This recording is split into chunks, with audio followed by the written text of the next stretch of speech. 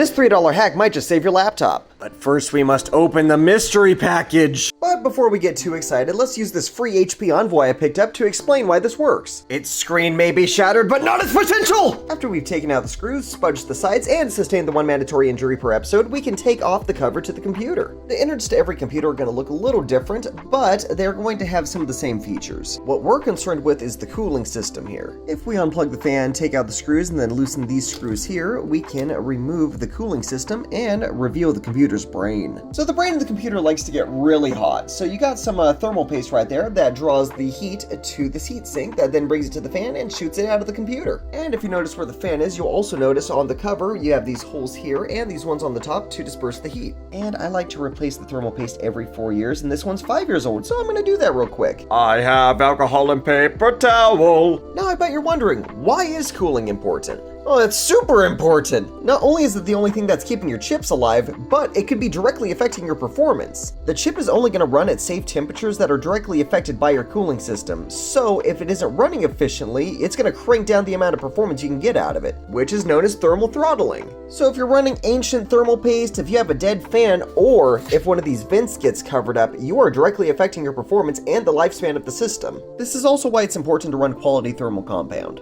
So now consider this, you're wanting to play on your system, you put it down on a desk and we've covered the holes! Whatever could we do to solve this problem? You could use a laptop stand, or you could use an M.2 USB adapter like I do. Or we can open the mystery package. And what do we find?